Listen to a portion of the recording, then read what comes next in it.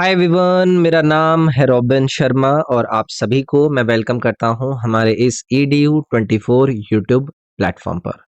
आप लोगों के साथ एसएससी सीजीएल 2024 के प्रीलिम्स पेपर के शिफ्ट वाइज सब्जेक्ट्स को हम डिस्कस कर रहे हैं और आज के हमारे सेशन के अंदर हम 10 सितंबर की शिफ्ट नंबर 3 के अंदर जो जीके के 25 सवाल आप लोगों से पूछे गए थे उनको डिस्कस करेंगे। ये क्लास आप लोगों को प्रीमियर फॉर्म में मिल रही होगी। लाइव सेशंस कुछ दिन के बाद हम रीस्टार्ट करेंगे, लेकिन फिलहाल के लिए आपका कवरेज मैं रुकना नहीं चाहता, इसलिए ये वीडियोस मैं आपको कॉन्टिन्यूसली रिकॉर्डेड फॉर्म में प्रोवाइड कर रहा हूं। तो चलिए हम आगे बढ़ते हैं। आगे बढ़ने से पहले आप में से अगर कोई नया विद्यार्थी है तो मेरे इस एप्लीकेशन EDU24 को एंड्रॉयड प्ले स्टोर से डाउनलोड करके अपने पास जरूर रखिएगा। इसमें आप लोगों के लिए बहुत सारी चीजें हैं, आपके हर एग्जाम को टारगेट करती हुई टेस्ट सीरीज, आपके हर सब्जेक्ट का कवरेज, चाहे रीजनिंग हो, चाहे मैथ हो, चाहे जीके हो, चाहे आपका इंग्लिश हो, सब चीजें मैं प्रोवाइड कर रहा हूँ। तो एक बार ट्राई जरूर करिएगा इसको। ये मेरे 4 लाइव कोर्सेज हैं जो कि मेरे प्लेटफॉर्म पर अवेलेबल हैं, जिसमें complete English, complete math, complete reasoning और कंप्लीट जीके आपको कराई जा रही है। तो चलिए फिर आज की हमारी शिफ्ट के पहले सवाल को आप अपनी स्क्रीन पर देख पाएंगे। क्लास के खत्म होने के बाद आप लोग अपना स्कोर भी मेरे साथ शेयर कीजिएगा कमेंट्स के अंदर कि हमारा सर जी इतना स्कोर रहा आउट ऑफ 25। पहला सवाल, एमजी संगीत पुरस्कार प्रतिवर्ष निम्नलिखित में से किस राज्य के द्वारा प्रदान किए जाते हैं? पुरस्कार यानी कि अवार्ड एंड ऑनर्स से संबंधित आपकी परीक्षाओं में सवाल आपसे पूछे जाते हैं।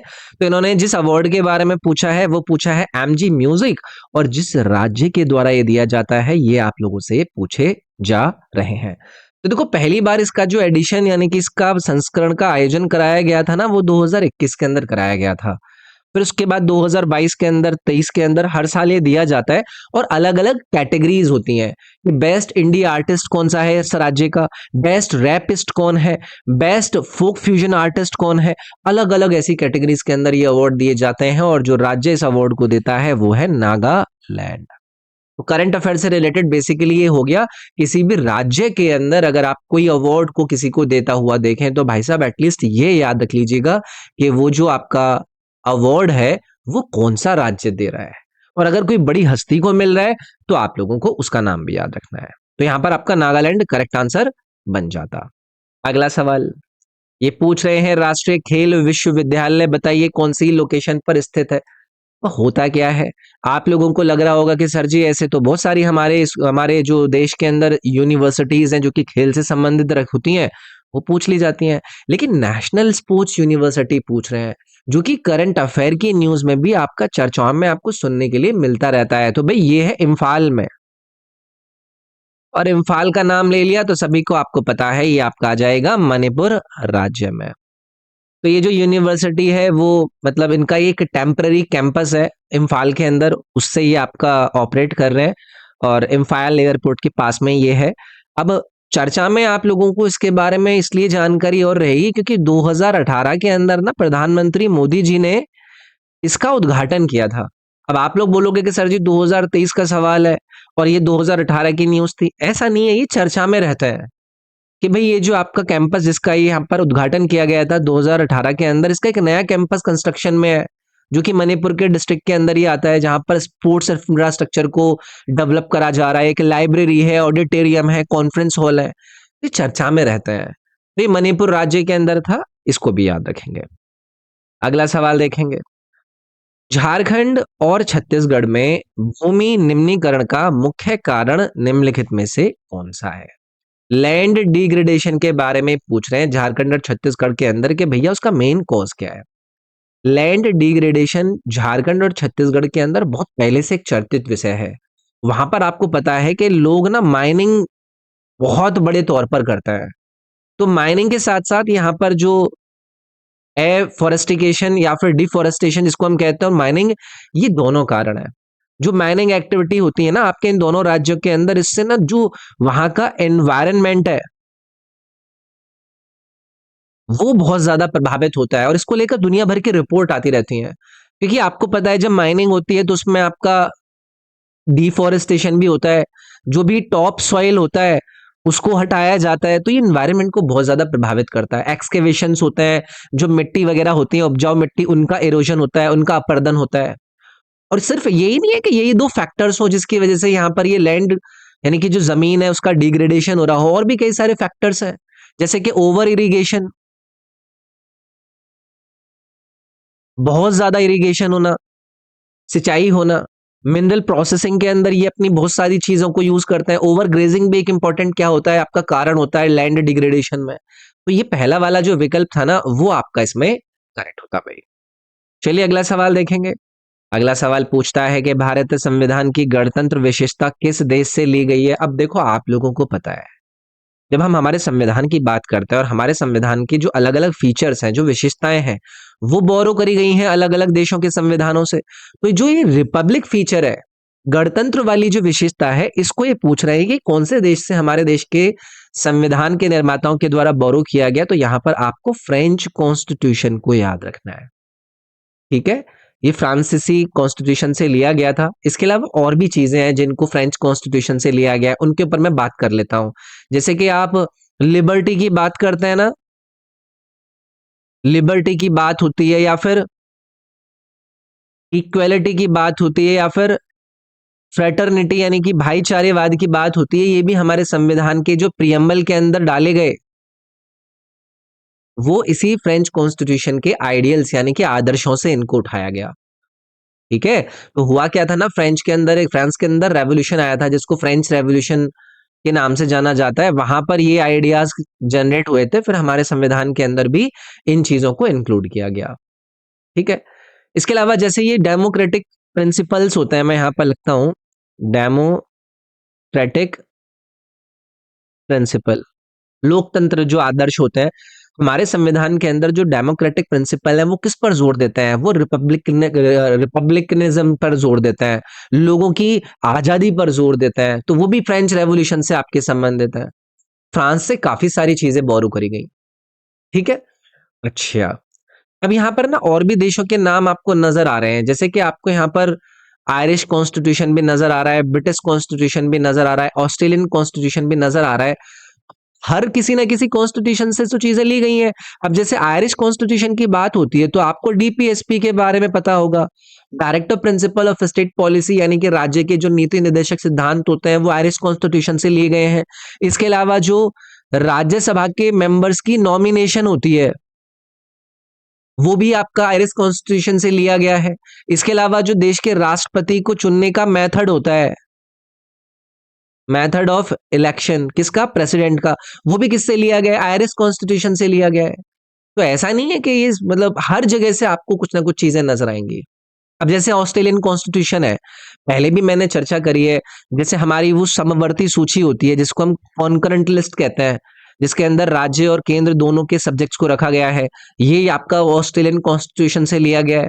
जो ट्रेड की फ्रीडम है, ट्रेड फ्रीडम या फिर फ्रीडम ऑफ ट्रेड, कुछ भी बोल दीजिए, ये भी आपके ऑस्ट्रेलियन कॉन्स्टिट्यूशन से लिया गया है।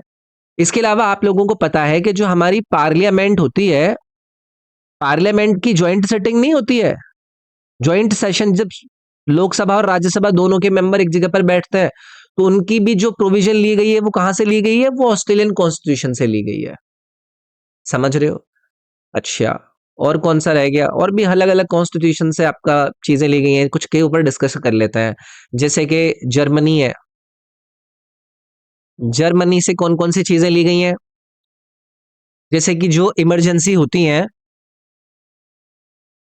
इमरजेंसी के दौरान जो फंडामेंटल राइट्स को सस्पेंड नहीं कर दिया जाता है, उसके प्रोविजंस कहां से लिए गए, जर्मनी से लिए गए हैं। ऐसे ही कैनेडियन कॉन्स्टिट्यूशन की बात कर लेते हैं, या फिर कनाडा ही लिख देते हैं यहाँ पर।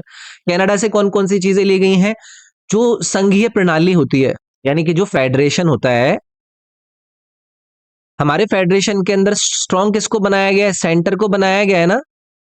तो सेंटर को स्ट्रॉन्ग रखेंगे, ये फेडरेशन के अंदर, ये किससे लिया गया है, कनाडा से लिया गया है ना। और इसके अलावा जो सेंटर है, सेंटर के पास अविशिष्ट शक्तियां होंगी, यानी कि जो रेजिड्यूरी पावर्स होती हैं, वो सेंटर के पास होंगी। ठीक है, इसके अलावा जैसे कनाडा से एक और इंपॉर्टेंट चीज है, सुप्रीम कोर्ट का एडवाइजरी जुरिस्डिक्शन, कि भाई सुप्रीम कोर्ट क्या कर सकता है, एडवाइस दे सकता है आपकी जो कार्यपालिका होती है उनको। इसके अलावा एक और इम्पोर्टेंट चीज कनाडा से जो ली गई है, जैसे कि आपके स्टेट के अंदर गवर्नर की अपॉइंटमेंट नहीं होती है, वो आपकी प्रोविजन कहाँ से लिया गया है, वो कनाडा से लिया गया है। तो ऐसे बहुत सारी बातें हम आगे भी डिस्कस करेंगे। ये कुछ बातें अभी मेरे दिमाग में आई, मैंने यहाँ पर लगे हाथों आपके साथ डिस्कस कर ली। आगे की तरफ आइए भाई। अगला सवाल पूछ रहे हैं कि निम्नलिखित में से किस राजवंश के रुद्रसेन द्वितीय ने गुप्त राजवंश के चंद्रगुप्त द्वितीय की बेटी प्रभावती गुप्त से विवाह किया था। इंपॉर्टेंट मैंने हमेशा बोला था इस वाले आपके सवाल को, या फिर इस कंटेंट को, जब हम मौर्यन एम्पायर और मौर्यन एम्पायर के आपके पड़ोसी राज्यों के संबंध को डिस्कस किया था, और ये इजी भी है। तो ये वेंकटा डायनेस्टी की ना एक रूलर हुआ करते थे जिनका नाम आपको यहाँ पर नजर आ गया, रुद्रसेन सेकंड। वेंकटा डायनेस्टी के हुआ करते थे। अब ये आप पूछोगे कि सर जी ये जो प्रभावती गुप्ता है, ये जो कि चंद्रगुप्त सेकंड की बेटी हुआ करती थी, इनके बारे में आप बताइए। तो देखो, गुप्त रूलर हुआ करते थे चंद्रगुप्त टू, उनकी बेटी हुआ करती थी और एक क्वीन थी। ठीक है, इनकी एक क्वीन थी, उनका नाम मेरे को याद नहीं आ रहा है। आई थिंक कुबेरंगा करके इनकी वाइफ थी। उनकी बेटी थी ये प्रभावती देवी, जिसके साथ शादी कराई गई थी। ठीक है। अच्छा, ये रुद्रसेन जो कि वकाटका डायनेस्टी के साथ हम यहाँ पर डिस्कस कर रहे हैं, इनके बारे में हम बात कर लेते हैं। वकाटका डायनेस्टी की ना एक ब्रांच हुआ करती थी, प्रावरापुरा नंदीवर्धन करके हुआ करती थी, जो कि गुप्ता एम्पायर का जो साउथ रीजन हुआ करता था ना, दक्षिण वाला भाग, वहां पर वो रूल किया करते थे। ठीक है। छोटे छोटे टाइम तक ये मतलब रूल करते हैं, और फिर इनकी डेथ हो जाती है। फिर इनके कुछ बेटे बचते हैं, जिसमें प्रवासैर सेकंड भी था, एक दामोदर सेन था। मैं यहाँ पर लिख देता हूँ, प्रवार सेना टू एक ये था, और एक तीन थे वैसे तो। एक ये दामोदर सेन, एक और था, उसका नाम मेरे को याद नहीं आ रहा है, दिवाक दिवाक करके कुछ था। I don't remember it now, but आगे कभी बात होगी तो उस पर डिस्कस करेंगे। ठीक है। फिर उसके बाद इनकी डेथ हो जाती है ना, तो प्रभावती वीर जो गुप्ता थी, ये फिर रूल करती हैं काफी लंबे टाइम तक। चलो भी आगे बढ़ता है, अगला सवाल देखेंगे। अगला सवाल पूछ रहे हैं कि 2021 तक लगभग इतने लाख किलोमीटर क्षेत्रफल के साथ दुनिया का सबसे बड़ा जल निकासी बेसिन कौन सा है। देखो यार, ये इंपॉर्टेंट है। अब आप बोलोगे कि ये कहाँ से याद रखेंगे, तो करंट अफेयर में ऐसे अगर कोई भी आपको ड्रेनेज बेसिन चर्चा में मिलते हैं ना, जो कि अपने साथ एक स्टैटिक वैल्यू भी रखते हैं कि भाई ये क्या है, ये लार्जेस्ट ड्रेनेज बेसिन है, तो आप लोगों से यार पूछ लिए जाते हैं।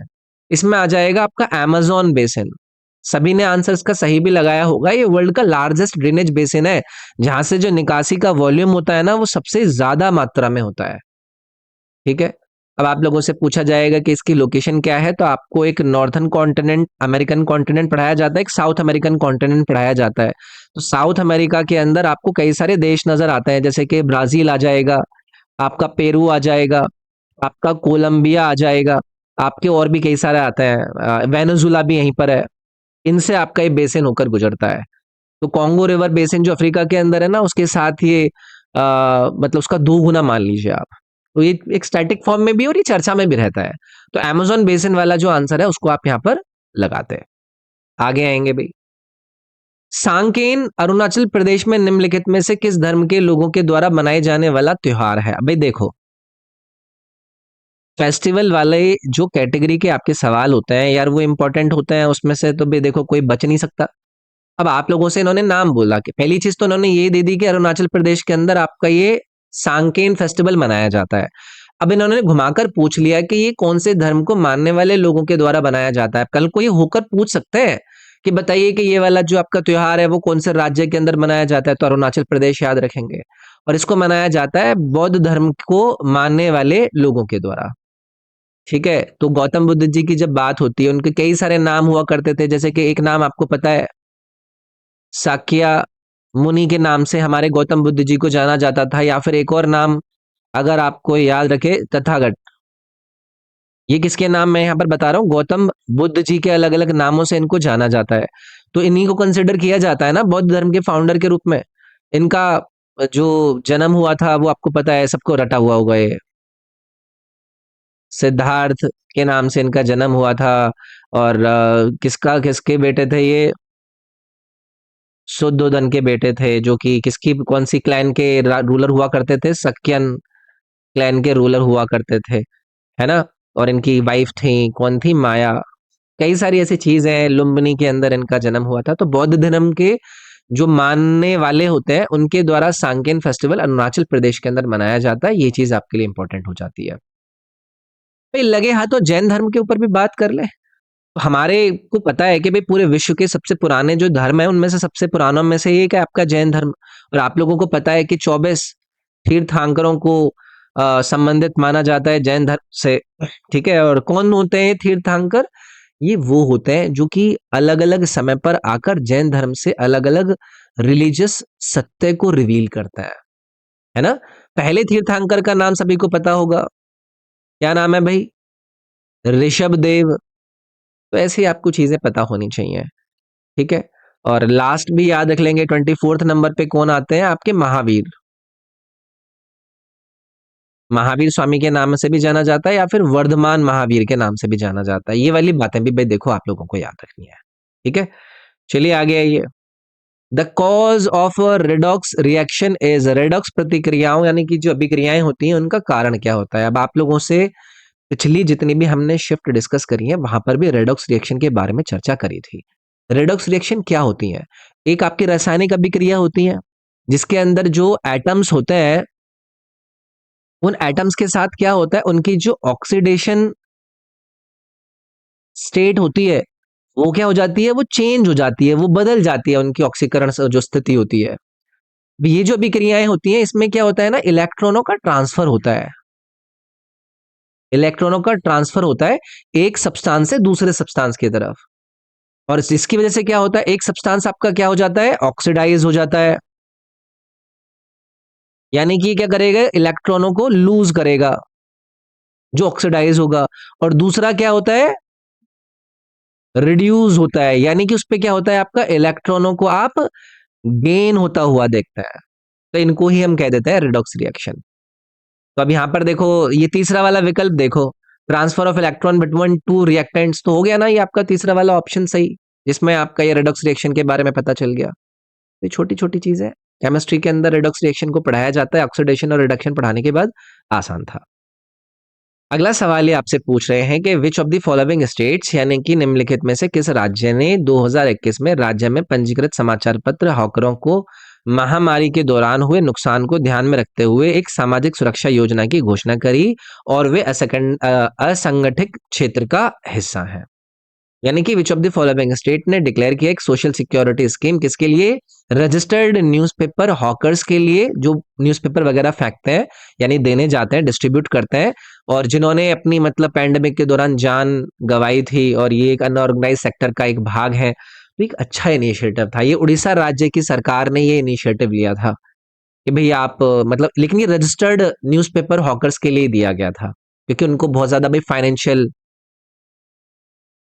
लॉसेस हुए थे, दिक्कतें आई थी, है ना। तो ये उनके लिए दिया गया था। तो याद रखेंगे, वो स्टेट वाली चर्चा है कि स्टेट की किसी राज्य सरकार ने अगर किसी तरीके की स्कीम लॉन्च करी हो तो हमें फिर उसको याद रखना है। ठीक है, अगला सवाल है, निम्नलिखित में से कौन सी विशेषता एव्स की नहीं है? Not of Aves following characteristics. तो यार एव्स की कैरेक्टरिस्टिक नहीं है तो आप लोगों को ये पता ना होना चाहिए कि भाई एव्स की कैरेक्टरिस्टिक क्या है। जैसे कि जब एव्स की बात होती है तो ये होते हैं आपके वर्म ब्लडेड एनिमल्स। ठीक है, इसके अलावा एक और याद रखिएगा, इनका होता है 4 चेम्बर हार्ट। अब इनमें से आपसे क्या क्या पूछा है, these are warm blooded animals, तो भाई ये वाला तो ठीक है, लेकिन हमें नॉट कैरेक्टरिस्टिक बताना है। ये लंग के थ्रू ब्रीदिंग करता है, ये भी बिल्कुल ठीक है। 4 चेम्बर इनका हार्ट होता है, ये भी बिल्कुल ठीक होता है। इसके अलावा इनके ना वो भी होते हैं, मतलब फैदर होते हैं इनकी बॉडी पर, फैदर इनकी बॉडी पर होते हैं, ये भी एव्स की एक कैरेक्टरिस्टिक ही होता है। ठीक है, और लंग्स के थ्रू ब्रीदिंग करते हैं, वो आपको मैंने बताया दी। इसके अलावा इन्होंने जो दिया ना, they give birth to live young ones with some exception those lays eggs. तो देखो ये इनकी कैरेक्टरिस्टिक नहीं है। जो एव्स होते हैं ना वो होते हैं ओविपेरस, मतलब ये ले करते हैं एग्स को।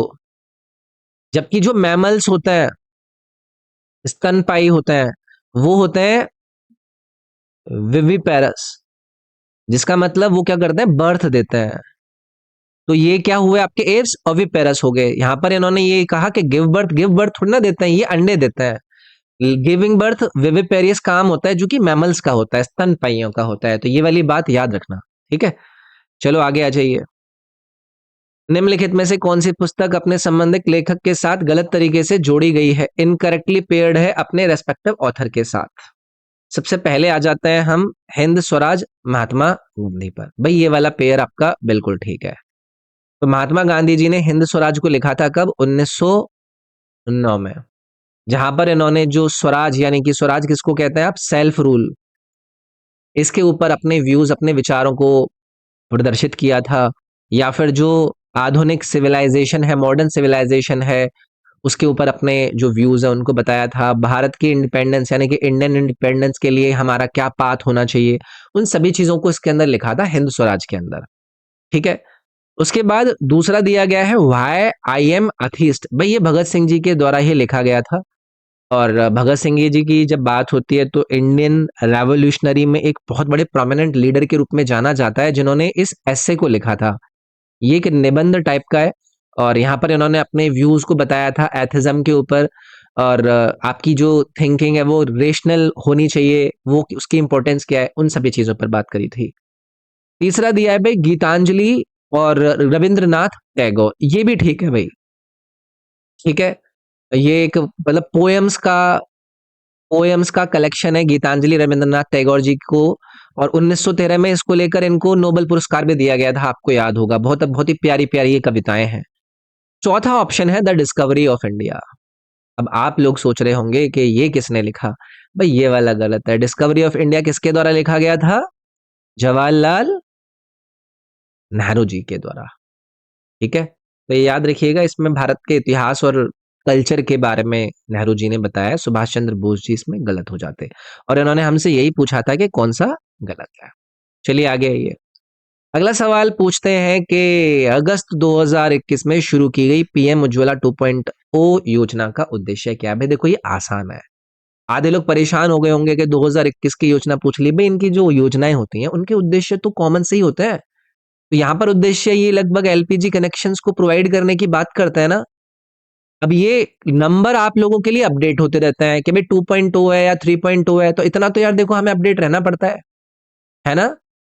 तो इसको 10 अगस्त के अंदर, अगर आपको याद होगा, 10 अगस्त का दिन था, 2021 साल था, उत्तर प्रदेश के अंदर इन्होंने इस एलपीजी कनेक्शंस को इस योजना के 2.0 में लाकर प्रोवाइड करने की बात करी थी। तो इसमें डी वाला ऑप्शन करेक्ट होता भाई। आगे आएंगे। अगला सवाल देखिए भाई। ये पूछ रहे हैं किस कोशिका अंग को छोटे गोल अंग के रूप में परिभाषित किया गया है जो हाइड्रोजन पेरोक्साइड का उत्पादन करने के लिए ऑक्सीकरण प्रतिक्रिया से गुजरता है। हाइड्रोजन पेरोक्साइड को प्रोड्यूस करने के लिए ऑक्सीडेशन रिएक्शन से अंडरगो होने वाले स्मॉल राउंड ऑर्गेनल का आपको नाम बताना है जो कि कोशिकांग है, यानी कि सेल ऑर्गेनल है। पहली चीज तो इन्होंने इसके अंदर ये बता दी कि भाई ये मेम्ब्रेन बाउंड ऑर्गेनल होता है, इनके अंदर ना एंजाइम्स होता है। मैं यहां पर लिख देता हूं एंजाइम्स। अब ये जो एंजाइम्स होते हैं ना, ये कई सारे मेटाबॉलिक रिएक्शंस यानी कि मेटाबॉलिक अभिक्रियाओं से होकर गुजरते हैं, जिसमें आपका ऑक्सीडेशन भी होता है। ऑक्सीडेशन किसका होता है इनमें, फैटी एसिड्स का, फैटी एसिड्स का, और साथ में अमीनो एसिड्स का भी। तो ये एंजाइम्स जो आपके नजर आ रहे होते हैं, ये आपके आते हैं पेरोक्सिसोम्स के अंदर। तो पेरोक्सिसोम्स वाला जो ऑप्शन था यहाँ पर, वो भी आपका करेक्ट होता। तो ये क्या प्रोड्यूस करते हैं, अगर कल को आपसे पूछ ले, अभी इन्होंने बोला था हाइड्रोजन पेरोक्साइड। हाइड्रोजन पेरोक्साइड को प्रोड्यूस करते हैं, ये बाई प्रोडक्ट होता है रिएक्शंस के बाद, फाइनली जो प्रोड्यूस होता है। और फिर इसके बाद इसको ना तोड़ दिया जाता है, ब्रोक डाउन किया जाता है। जो एंजाइम आपके एक एंजाइम होता है, कौन सा एंजाइम, कैटालाइज, ये एक एंजाइम होता है, वो इसको ब्रोक डाउन कर देता है। तो याद रखेंगे। यहाँ पर ना देखो कुछ और भी नाम यूज किए गए हैं, जैसे कि वैक्यूल एक नाम यूज किया गया है। तो वैक्यूल जो होता है ना, इनको सराउंड करके रखता है आपका टोनोप्लास्ट। इस सेल थ्योरी के अंदर सारी चीजें पढ़ाई जाती हैं।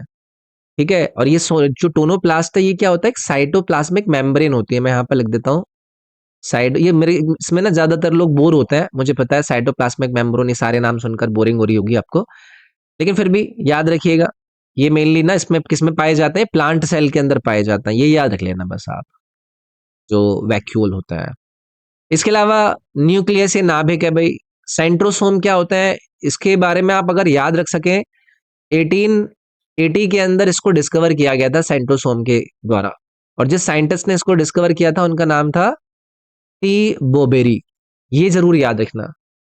तो जितने भी प्रकार के आपके कोलोनोसाइट्स होते हैं, जो अभी हम बात कर रहे थे, उनके अंदर ये पाए जाते हैं, एक आधा को छोड़कर। ठीक है, तो यहाँ पर आपका पेरोक्सीसोम्स याद रखना है, जो कि आपका हाइड्रोजन पेरोक्साइड को प्रोड्यूस कर रहे हैं ऑक्सीडेशन रिएक्शन के अंदर जाकर। किसकी ऑक्सीडेशन रिएक्शन होती है? फैटी एसिड्स और अमीनो एसिड्स की। अगला सवाल देखेंगे।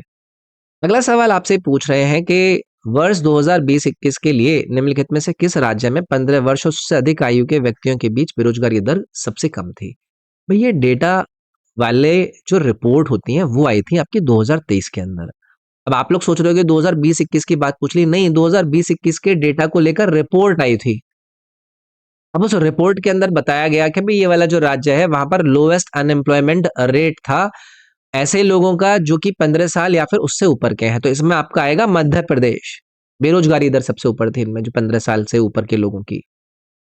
ठीक है, उसके बाद और भी कई सारे डेटा थे, जैसे कि गुजरात को लेकर अगर आपसे पूछा जाएगा, मतलब एम्प्लॉयमेंट रेट तो मेरे को याद नहीं है, 3 से ऊपर थी लेकिन इनकी।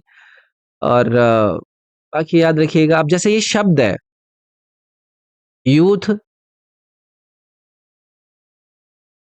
अनएम्प्लॉयमेंट, ये क्या होता है जी? अनएम्प्लॉयमेंट रेट होता है ना किसके अंदर? जो ऐसे लोग हैं जो कि 15 से 29 की एज तक के हैं। वो 2020-21 के अंदर टोटल ओवरऑल कितना आया था? 12.9% आया था। तो ये जो रिपोर्ट वगैरह आती है ना, इनके डेटा भी देखो आप लोगों को याद रखने पड़ते हैं। ठीक है, और सबसे कम किसमें है, सबसे ज्यादा किसमें, वो भी आपको याद रखना पड़ता है। अगला सवाल है, त्वरित महिला साक्षरता कार्यक्रम उन जिलों में शुरू किया गया था जहां 2001 की जनगणना के आधार पर महिला साक्षरता दर कितनी थी? अब देखो, ये एक प्रोग्राम लॉन्च किया गया था, और ये प्रोग्राम को लॉन्च इसलिए किया गया था कि भाई 2001 के सेंसस के अनुसार इस डिस्ट्रिक्ट के अंदर फीमेल लिटरेसी रेट जो था वो बहुत कम था। और ये जब ये प्रोग्राम लॉन्च किया गया था ना, तो इसका ये पैरामीटर निर्धारित किया गया था भाई, इससे नीचे जगह पर जहां पर फीमेल लिटरेसी रेट 2001 के सेंसस में था, वहां पर इसका आयोजन कराया जाएगा। तो 30% से नीचे की जो आपके डिस्ट्रिक्ट है वहां पर इस एक्सलरेटेड फीमेल लिटरेसी प्रोग्राम को लॉन्च करने की बात हुई थी। इसीलिए इन चीजों को हमें याद रखना पड़ता है। अब देखो, अब आप पूछोगे कि सर जी इस प्रोग्राम का उद्देश्य क्या था? तो वही है कि भाई शिक्षा के जरिए जो महिलाएं हैं उनको आप एम्पावर कीजिए, सो दैट के उनका सोशल डेवलपमेंट हो सके, उनका इकोनॉमिक डेवलपमेंट हो सके। तो जब कभी भी कोई प्रोग्राम लॉन्च हो ना, तो देख लिया करो कि अगर उन्होंने कहा है कि भाई 30% से कम साक्षरता दर के जो डिस्ट्रिक्ट है 2001 के सेंसस के अनुसार वहां पर इसको लॉन्च किया जाएगा, तो हमें याद रखना है यार, फिर ये है ना। चलिए आगे आइए, अगला सवाल देखेंगे। अगला सवाल ये पूछ रहे हैं कि 1913 के अंदर साहित्य के लिए नोबेल पुरस्कार किसने जीता था? अभी पीछे बताकर आया हूं आप लोगों को। याद है आप लोगों को? अभी पीछे हम जब वो कर रहे थे कि कौन सी बुक के ऑथर के साथ सही मैचिंग है, वहां पर मैंने आप लोगों को बताया था कि हमारे रविंद्रनाथ टैगोर जी को 1913 के अंदर नोबेल पुरस्कार दिया गया था साहित्य के क्षेत्र में, है कि नहीं? तो यही हमारे लिए इंपॉर्टेंट है, याद रखेंगे। आपको पता है कि रविंद्रनाथ टैगोर जी की जब बात होती है तो एक बड़े कवि के रूप में इनको जाना जाता है। गीतांजलि को लेकर इनको ये अवार्ड मिला था। एक आर्टिस्ट भी रह चुके हैं, और ये गाने वगैरह भी लिखा करते थे, लिरिसिस्ट भी रह चुके हैं। तो याद रखेंगे, ठीक है। और किसको लेकर लिखा गया था वो मैंने अभी आपको पीछे बताया था, गीतांजलि। तो ये इंपॉर्टेंट हो जाता है, ठीक है। चलिए आगे बढ़ते हैं। अगला सवाल आप लोगों से पूछ रहे हैं कि हिमाचल प्रदेश द्वारा स्वीकृत मुख्यमंत्री सुख आश्रय योजना से किस समूह के लोगों को लाभ मिलेगा? अब अगेन वही वाली बात, करंट अफेयर। अगर आपके अलग अलग राज्य किसी भी प्रकार की कोई योजना को लॉन्च कर रहे हैं, तो हमें देखना पड़ता है कि भाई साहब इसको किससे फायदा मिल रहा है, किसको इससे फायदा मिलेगा।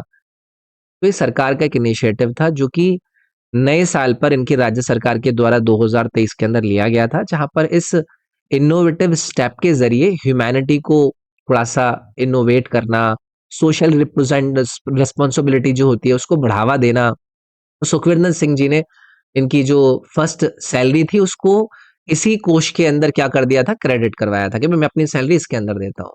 तो जो ऑर्फन्स हैं या फिर जो ऐसे बच्चे हैं जो कि विकलांग हैं या फिर ऐसी महिलाएं हैं जो कि यू नो किसी ऊपर आश्रित नहीं है, सीनियर सिटीजन है, उनको लेकर ये आपकी स्कीम को लॉन्च किया गया था।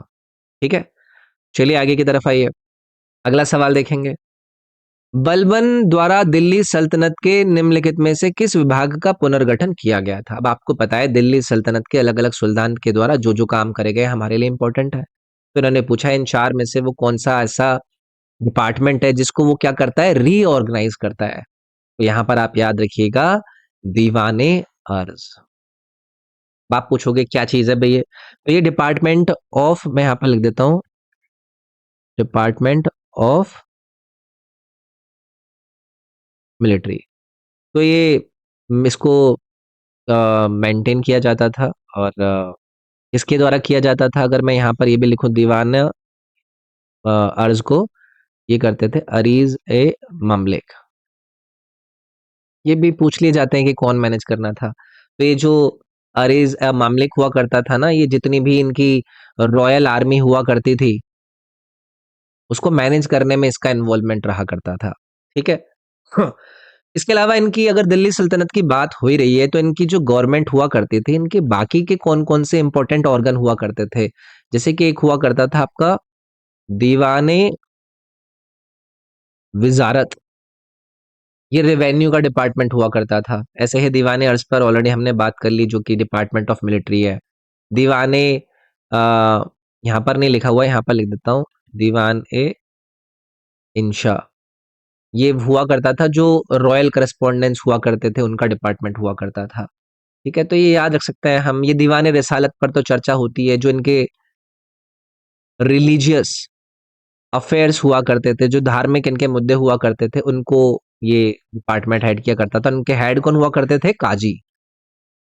तो ये चीजें आप लोगों को याद रहेंगी तो बढ़िया है। एक और याद रख लीजिएगा, यहीं पर लगे हाथों में लिख देता हूँ, दीवाने कोही, ये भी एक इंपॉर्टेंट डिपार्टमेंट में आता है। इसको कहा जाता है डिपार्टमेंट ऑफ एग्रीकल्चर। ठीक है, अब आपसे पूछा जाएगा कि इसको किसने क्रिएट किया था, तो इसमें आपको याद रखना है मोहम्मद बिन तुगलक। इसका नाम याद रख लीजिएगा इसको लेकर।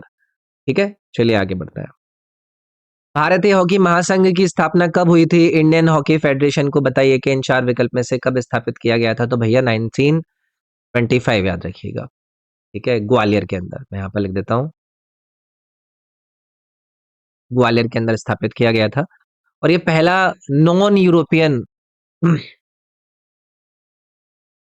कंट्री बनते हैं इंटरनेशनल हॉकी फेडरेशन के, जो कि मेंबर बनते हैं। तो इतना ही याद रखिएगा, इतना ही मेरे ख्याल से आपके लिए इंपॉर्टेंट है। अगला सवाल देखेंगे भाई। अगला सवाल ये पूछ रहे हैं कि निम्नलिखित में से कौन सा तत्व एक उपधातु है, एक मेटलॉइड है। तो भाई केमिस्ट्री से रिलेटेड सवाल बन गया।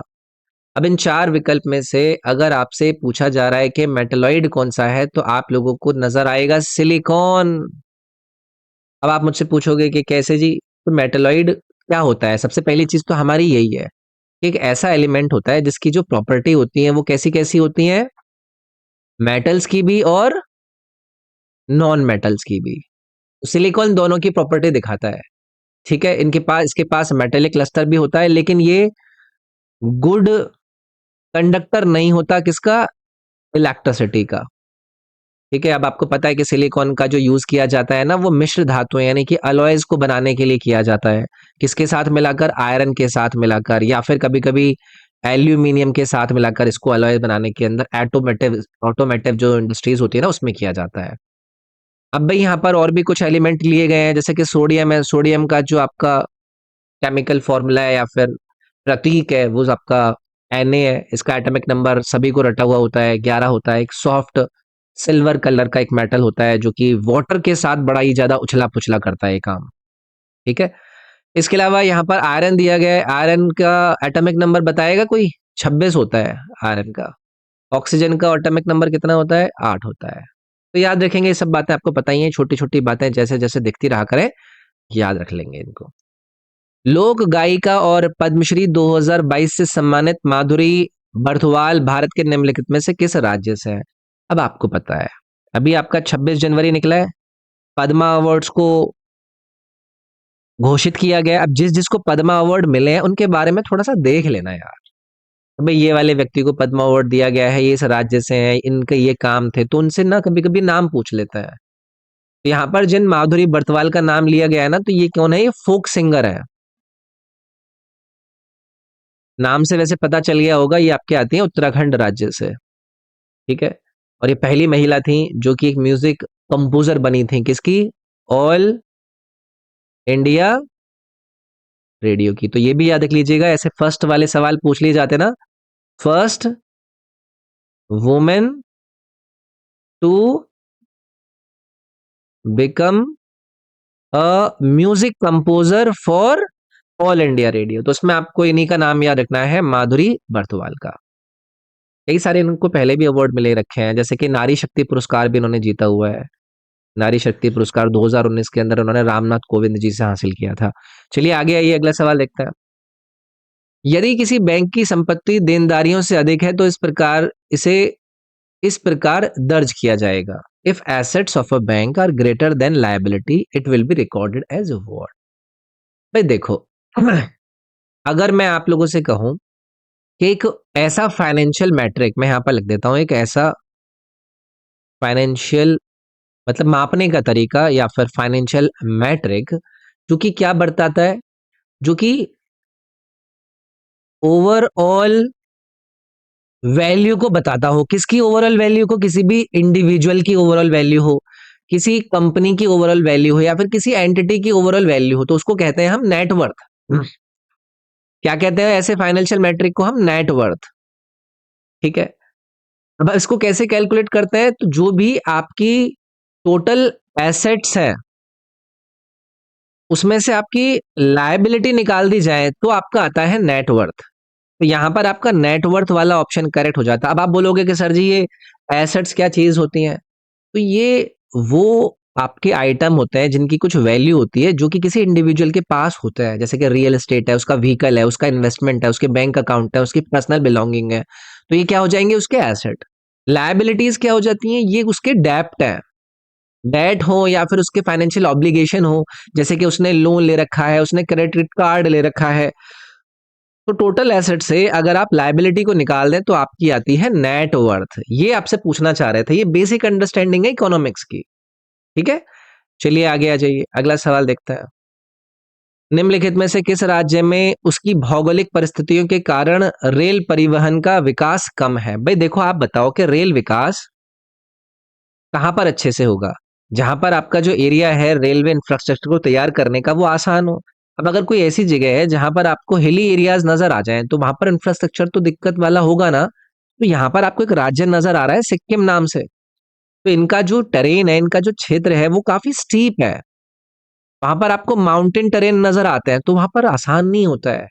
वहां पर फॉरेस्ट बहुत ज्यादा डेंस है, तो इसीलिए यहाँ पर डेवलपमेंट नहीं हो पाया है रेल का। तो ये आपका थर्ड वाला जो ऑप्शन था ना, वो आपका करेक्ट हो जाता। अगला सवाल। निम्नलिखित में से कौन सा विकल्प केंद्र सरकार का विधायी अंग है? लेजिस्लेटिव ऑर्गन है यूनियन गवर्नमेंट का।